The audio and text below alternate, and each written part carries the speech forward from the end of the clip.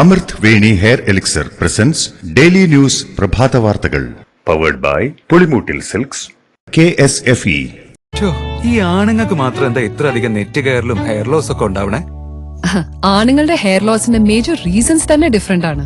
സ്കാൽപ്പിലുള്ള 5 alpha reductase എന്ന enzyme നിങ്ങളുടെ ഹോർമോണുമായി ചേർന്ന് ഹെയർ ഫോളിക്കിൾസിനെ ചുരുക്കുന്നു. Amrut Veni hair elixir for men use ചെയ്യൂ. പുരുഷന്മാർക്ക് വേണ്ടി ബയോടെക്നോളജി പ്രകാരം പ്രത്യേകം ഡെവലപ്പ് ചെയ്തത്. നമസ്കാരം, ഞാൻ ഷാജി പത്മനാഭൻ. ഡെയിലി ന്യൂസിന്റെ പ്രഭാത വാർത്തകളിലേക്ക് സ്വാഗതം. ഇന്ന് ഏപ്രിൽ 7 തിങ്കളാഴ്ച. പാലക്കാട് മുണ്ടൂരിൽ കാട്ടാന ആക്രമണത്തിൽ യുവാവ് മരിച്ചു. മുണ്ടൂർ കയറങ്കോട് കണ്ണാടംചോല അത്താണിപ്പറമ്പ് കുളത്തിങ്കൽ ജോസഫിന്റെ മകൻ അലനാണ് കാട്ടാനയുടെ ചവിട്ടേറ്റ് മരിച്ചത്. 24 വയസ്സായിരുന്നു. ഒപ്പമുണ്ടായിരുന്ന അമ്മ വിജയയ്ക്ക് ഗുരുതരമായി പരിക്കേറ്റു. ഇരുവരും കടയിൽ സാധനങ്ങൾ വാങ്ങി വീട്ടിലേക്ക് പോകുന്നതിനിടെ രാത്രി 8 മണിയോടെ കണ്ണാടൻചോലയ്ക്ക് സമീപത്ത് വെച്ചായിരുന്നു ആനയുടെ ആക്രമണം. ഗുരുതരമായി പരിക്കേറ്റ അലന്റെ അമ്മ വിജയയെ തൃശൂർ മെഡിക്കൽ കോളേജ് ആശുപത്രിയിലേക്ക് മാറ്റി. CPM മുണ്ടൂരിൽ ഇന്ന് ഹർത്താൽ പ്രഖ്യാപിച്ചിട്ടുണ്ട്. പാലക്കാട് കാട്ടാന ആക്രമണത്തിൽ യുവാവ് മരിച്ച സംഭവത്തിൽ അലന്റെ കുടുംബത്തിന് നഷ്ടപരിഹാരം നൽകുമെന്നും മുണ്ടൂരിൽ പ്രതിരോധ നടപടികൾ ശക്തമാക്കുമെന്നും വനം മന്ത്രി AK Saseendran. Chief wildlife വാർഡനും കളക്ടർക്കും ഇത് സംബന്ധിച്ച് നിർദ്ദേശം നൽകിയിട്ടുണ്ടെന്നും പ്രദേശത്തെ വനമേഖലയിൽ തുടരുന്ന 3 ആനകളെ തുരത്താൻ നടപടിയെടുക്കുമെന്നും മന്ത്രി അറിയിച്ചു. വഖഫ് നിയമ ഭേദഗതി ചോദ്യം ചെയ്ത് സമസ്ത സുപ്രീം കോടതിയിൽ. വഖഫ് സ്വത്തുക്കളുടെ വലിയ ഭാഗം സർക്കാർ സ്വത്താക്കി മാറ്റുന്നതിനാണ് നിയമം കൊണ്ടുവന്നതെന്ന് സമസ്ത ഹർജിയിൽ പറയുന്നു. മുസ്ലിം സമുദായത്തിന്റെ ഇഷ്ടാനുസരണം വഖഫ് സ്വത്തുക്കൾ കൈകാര്യം ചെയ്യാനുള്ള അവകാശം ലംഘിക്കപ്പെടുമെന്നും നിയമം കോടതി റദ്ദാക്കണമെന്നുമാണ് ആവശ്യം. രാജ്യത്ത് വഖഫ് ബോർഡിനേക്കാൾ സ്വത്തുള്ളത് കത്തോലിക്ക സഭയ്ക്കാണെന്ന ഓർഗനൈസർ ലേഖനത്തെക്കുറിച്ച് BJP ദേശീയ സംസ്ഥാന നേതാക്കൾ നിലപാട് വ്യക്തമാക്കണമെന്ന് പ്രതിപക്ഷ നേതാവ് VD സതീശൻ.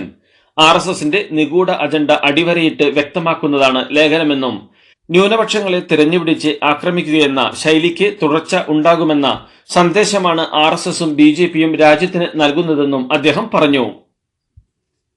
RSS മുഖപത്രമായ ഓർഗനൈസറിൽ വന്ന ക്രൈസ്തവ വിരുദ്ധ ലേഖനത്തെ ചൊല്ലിയുള്ള വിവാദം തള്ളി BJP മുൻ സംസ്ഥാന അധ്യക്ഷൻ K സുരേന്ദ്രൻ. 2012 ലേഖനം വെബ്സൈറ്റിൽ നിന്നും പുറത്തുവിട്ട് വിവാദമാക്കാനുള്ള ഗൂഢാലോചന ആണ് നടന്നത്. പ്രിയങ്കയും രാഹുലും വഖഫ് ബിൽ ചർച്ചയിൽ പങ്കെടുക്കാത്തതിൽ ഉള്ള ജാള്യത മറയ്ക്കാൻ VD സതീശനും കൂട്ടരും ശ്രമിക്കുകയാണെന്നും ഇതെല്ലാം വിശ്വസിക്കുന്നവരല്ല ക്രൈസ്തവ സഭകളെന്നും സുരേന്ദ്രൻ പറഞ്ഞു. ചെറിയ വേവലാതിയല്ല കോൺഗ്രസിനും കൂട്ടർക്കും ഉള്ളതെന്നും അദ്ദേഹം പരിഹസിച്ചു. വഖഫ് ഭേദഗതിക്ക് പ്രധാനമന്ത്രിക്ക് നന്ദി പറഞ്ഞ് NDA ഈ മാസം 9 മുനമ്പത്ത് ബഹുജന കൂട്ടായ്മ സംഘടിപ്പിക്കും. താങ്ക് യു മോദി എന്ന പേരിലുള്ള ബഹുജന കൂട്ടായ്മ കേന്ദ്രമന്ത്രി കിരൺ റിജു ഉദ്ഘാടനം ചെയ്യുമെന്ന് PK കൃഷ്ണദാസ് അറിയിച്ചു. ഇരകളോടൊപ്പമാണ് കേന്ദ്ര സർക്കാർ നിലകൊണ്ടിട്ടുള്ളതെന്നും വേട്ടക്കാരെ സഹായിക്കാനാണ് കോൺഗ്രസ് സുപ്രീം കോടതിയിൽ പോയതെന്നും മുനമ്പത്തെ ജനങ്ങൾക്ക് റവന്യൂ അവകാശം ലഭ്യമാക്കുന്ന ചടങ്ങിലേക്ക് ഹൈബി ഈഡനെ പ്രത്യേകമായി ക്ഷണിക്കുമെന്നും അദ്ദേഹം അറിയിച്ചു. വഖഫ് ഭേദഗതി ബിൽ ചർച്ചയിൽ പ്രതിപക്ഷ നേതാവ് രാഹുൽ ഗാന്ധി പങ്കെടുക്കാത്തതിൽ ചോദ്യങ്ങളുമായി joint parliamentary committee chairman Jagadambika Pal. Vote ബാങ്കായി മുസ്ലിങ്ങളെ കണ്ടിട്ടില്ലെങ്കിൽ പിന്നെ ചർച്ചയിൽ പങ്കെടുക്കുന്നതിലെ തടസ്സമെന്തായിരുന്നു എന്ന ചോദ്യമാണ് JPC ചെയർമാൻ ഉന്നയിച്ചത്. ന്യൂനപക്ഷങ്ങളുടെ കാര്യത്തിൽ കോൺഗ്രസിന് ഒരാശങ്കയുമില്ലെന്നും അതാണ് വഖഫ് ബില്ലിലെ കോൺഗ്രസിന്റെ നിലപാട് വ്യക്തമാക്കുന്നതെന്നും ജഗദാംബിക പാൽ കൂട്ടിച്ചേർത്തു. പ്രിയങ്ക ഗാന്ധി വിട്ടുന്നതിന്റെ കാരണവും മറ്റൊന്നുമല്ലെന്ന് ജഗദാംബിക പാൽ അഭിപ്രായപ്പെട്ടു. CPMന്റെ 24ാം പാർട്ടി കോൺഗ്രസിന് മധുരയിൽ പ്രൗഢോജ്വല സമാപനം. പ്രതിനിധി സമ്മേളനത്തിന് ശേഷം 10,000 റെഡ് വോളണ്ടിയർമാർ പങ്കെടുത്ത മാർച്ചോടെയാണ് സമാപന സമ്മേളനത്തിന് തുടക്കമായത്. 2 ലക്ഷത്തോളം പേർ പങ്കെടുത്ത സമാപന സമ്മേളനത്തിൽ പാർട്ടിയുടെ പുതിയ ജനറൽ സെക്രട്ടറി MA ബേബി, മുഖ്യമന്ത്രി പിണറായി വിജയൻ, PB അംഗങ്ങൾ തുടങ്ങിയവർ സംസാരിച്ചു. 24ാം പാർട്ടി കോൺഗ്രസിൽ CPM ജനറൽ സെക്രട്ടറിയായി MA ബേബിയെ പ്രഖ്യാപിച്ചു. EMS നമ്പൂതിരിപ്പാടിന് ശേഷം കേരള ഘടകത്തിൽ നിന്ന് ഈ പദവിയിലേക്ക് എത്തുന്ന 2ാമത്തെ മലയാളിയാണ് MA ബേബി. 84 പേരാണ് കേന്ദ്ര കമ്മിറ്റിയിലുള്ളത്. കേരളത്തിൽ നിന്നുള്ള ജോൺ ബ്രിട്ടാസ് അടക്കം 4 പേർ കേന്ദ്ര കമ്മിറ്റിയിൽ സ്ഥിരം ക്ഷണിതാക്കളാവും. പാർട്ടി കോൺഗ്രസിന്റെ സമാപന വേദിയിൽ എമ്പുരാൻ സിനിമയെ പരാമർശിച്ച് മുഖ്യമന്ത്രി പിണറായി വിജയൻ. രാഷ്ട്രീയ സിനിമ അല്ലാതിരുന്നിട്ടും എമ്പുരാൻ ആക്രമിക്കപ്പെട്ടെന്ന് പാർട്ടി കോൺഗ്രസിന്റെ സമാപന വേദിയിൽ പിണറായി വിജയൻ പരാമർശിച്ചു. CBFCയേക്കാൾ വലിയ സെൻസർ ബോർഡായി RSS പ്രവർത്തിക്കുന്നുവെന്നും ഇന്ത്യയിൽ വിഭജന രാഷ്ട്രീയമെന്നും പിണറായി വിജയൻ വിമർശിച്ചു. BJPയുടെയും RSSന്റെയും രാഷ്ട്രീയ ആയുധമാണ് വഖഫ് എന്നും മുഖ്യമന്ത്രി കുറ്റപ്പെടുത്തി. പാർട്ടി കോൺഗ്രസിൽ അവതരിപ്പിച്ച കേന്ദ്ര കമ്മിറ്റി പട്ടികയിൽ എതിർപ്പ് ഉയർത്തി മത്സരിച്ച് കരാട്. മഹാരാഷ്ട്ര CITU സംസ്ഥാന അധ്യക്ഷൻ കൂടിയായ കരാട് തൊഴിലാളി വർഗ സമരത്തിന്റെ നേതൃമുഖം കൂടിയാണ്. പാർട്ടി കോൺഗ്രസിൽ മത്സരിക്കുക മാത്രമല്ല, പരസ്യമായി പ്രതികരിക്കുകയും ചെയ്തു എന്നതും ശ്രദ്ധേയമാണ്. തൊഴിലാളി വർഗത്തെ അവഗണിച്ചതുകൊണ്ടാണ് താൻ മത്സരിച്ചതെന്നാണ് കരാട് പരസ്യമായി പ്രതികരിച്ചത്. പാനലിനെതിരെ മത്സരിച്ച് തോറ്റ DL കരാടിന് 31 വോട്ടുകളാണ് ലഭിച്ചത്.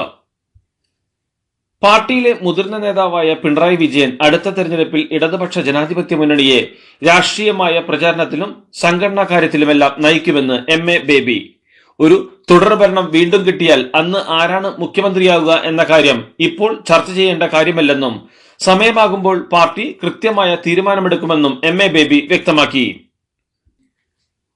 CPM മുസ്ലിം മൗലികവാദത്തിന് കീഴ്പ്പെട്ടെന്നും മതചിഹ്നമായ കഫിയ അണിഞ്ഞത് ഇതിന് തെളിവെന്നും BJP സംസ്ഥാന ജനറൽ സെക്രട്ടറി MT രമേശ്. ശബരിമലയിൽ മന്ത്രിമാർ കറുപ്പൊടുക്കുന്നത് വിലക്കുന്ന നേതാക്കൾ കഫിയ അണിയുന്നുവെന്നും പാർട്ടി കോൺഗ്രസിലെ പലസ്തീൻ ഐക്യദാർഢ്യം CPMന്റെ C കമ്മ്യൂണലും M മുസ്ലിമും ആണെന്ന് ഉറപ്പിക്കുന്നുവെന്നും അദ്ദേഹം പരിഹസിച്ചു.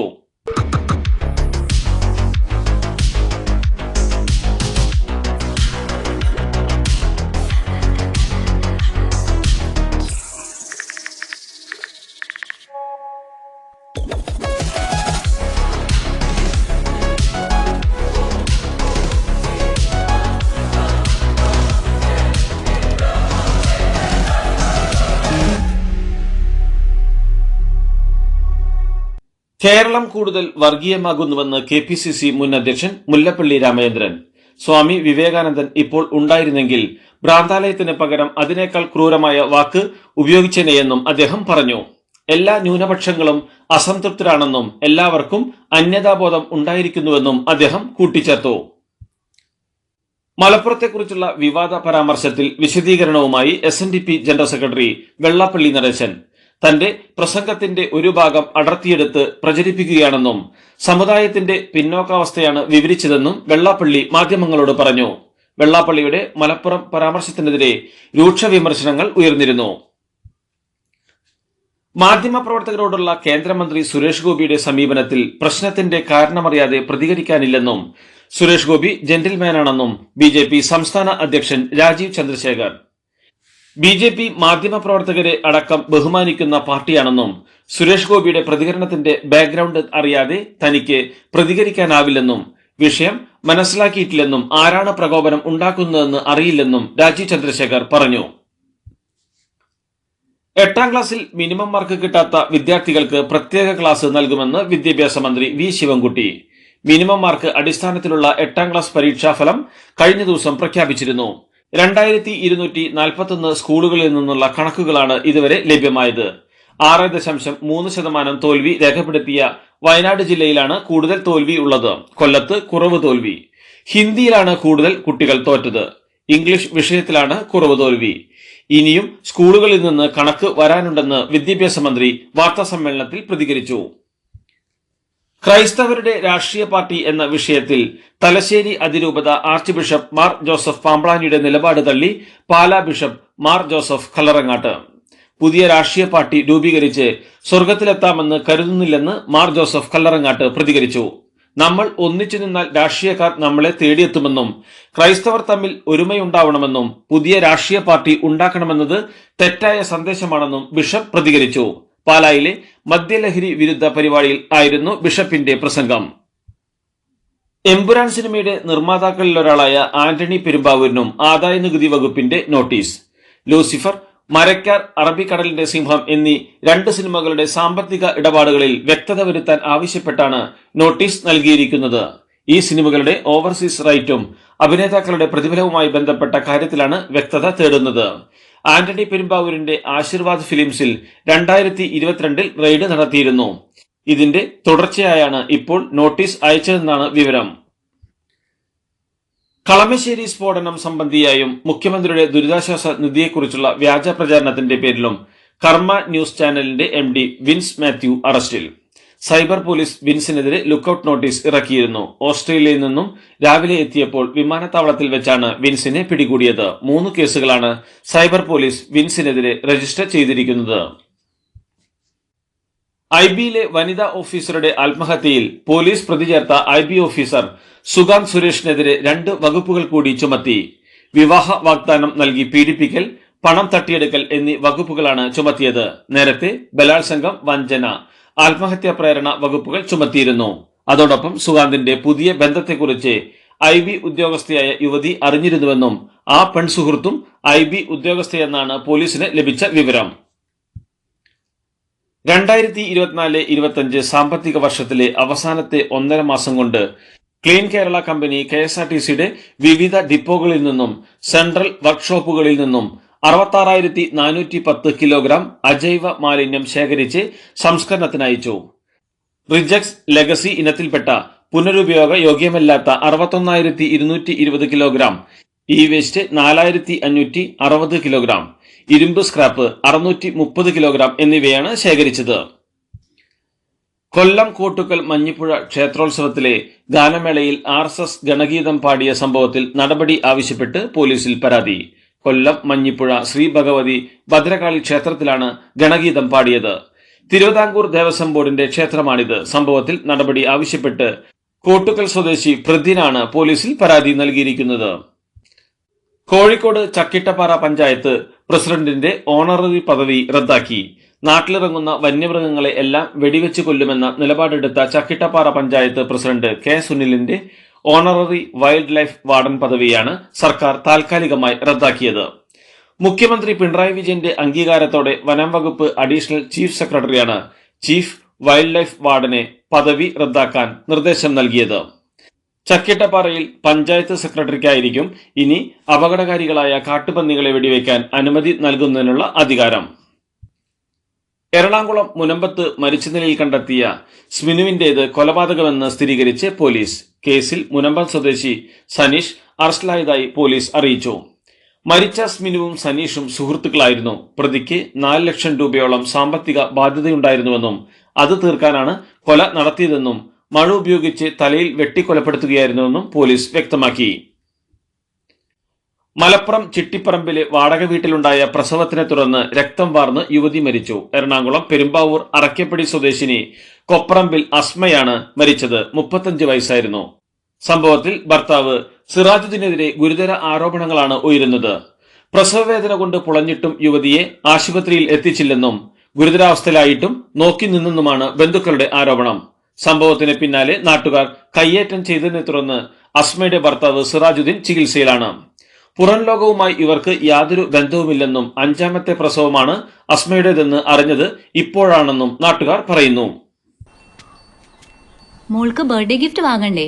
ഷോപ്പിൽ കൊണ്ടുപോയി ഇഷ്ടമുള്ളത് വാങ്ങി കൊടുക്കാം. അപ്പൊ ഏട്ടൻ വരുന്നുണ്ടോ? ഗിഫ്റ്റ് കാർഡ് വരും. അതെ, ഓരോ ചിട്ടിയിലും ഒരാൾക്ക് 5000 രൂപയുടെ ഗിഫ്റ്റ് കാർഡ് സമ്മാനം. മെഗാ സമ്മാനമാണെങ്കിലോ പുതുപുത്തൻ ബെൻസ് കാറും. 2ാം സമ്മാനം ഇന്നോവ ക്രിസ്റ്റ, അതും 17 ഇത്തവണ സമ്മാനങ്ങളുടെ നക്ഷത്ര തിളക്കവുമായി KSFE ഗാലക്സി ചിട്ടികൾ. രാജ്യത്ത് ഉഷ്ണതരംഗത്തിന് സാധ്യതയെന്ന് മുന്നറിയിപ്പ്. ഡൽഹിയിൽ അടുത്ത 3 ദിവസം ഉഷ്ണതരംഗമുണ്ടായേക്കുമെന്നും റിപ്പോർട്ടുകളുണ്ട്. ഡൽഹി കൂടാതെ ഹിമാചൽ പ്രദേശ്, ഹരിയാന, പഞ്ചാബ്, മധ്യപ്രദേശ്, ഉത്തർപ്രദേശ്, ഗുജറാത്ത്, രാജസ്ഥാൻ തുടങ്ങിയ സംസ്ഥാനങ്ങൾക്കും കാലാവസ്ഥാ വകുപ്പ് ഉഷ്ണതരംഗ മുന്നറിയിപ്പ് നൽകിയിട്ടുണ്ട്. അതേസമയം ഡൽഹി, രാജസ്ഥാൻ, മധ്യപ്രദേശ്, മഹാരാഷ്ട്ര, ഗുജറാത്ത്, ഒഡീഷ എന്നീ സംസ്ഥാനങ്ങളിൽ ഞായറാഴ്ച 42 ഡിഗ്രി സെൽഷ്യസിലും കൂടുതൽ താപനില രേഖപ്പെടുത്തി. രാജസ്ഥാനിലെ ബാർമറിൽ ഞായറാഴ്ചത്തെ താപനില 45.6 ഡിഗ്രി സെൽഷ്യസ് ആയിരുന്നു. ഏപ്രിൽ ആദ്യവാരത്തിൽ രാജ്യത്ത് രേഖപ്പെടുത്തിയ ഏറ്റവും ഉയർന്ന താപനിലയാണിത്. കഴിഞ്ഞ സാമ്പത്തിക വർഷത്തിൽ ഇന്ത്യൻ സംസ്ഥാനങ്ങളിൽ ഏറ്റവും വളർച്ച കൈവരിച്ച സംസ്ഥാനം തമിഴ്നാടെന്ന് റിപ്പോർട്ട്. 9.69% വളർച്ചയാണ് തമിഴ്നാടിനുണ്ടായത്. റിപ്പോർട്ട് പ്രകാരം കഴിഞ്ഞ 10 വർഷത്തിനിടയിലെ ഏറ്റവും ഉയർന്ന സാമ്പത്തിക വളർച്ചാ നിരക്കുണ്ടായ സംസ്ഥാനവും തമിഴ്നാടാണെന്നും റിപ്പോർട്ടിൽ പറയുന്നു.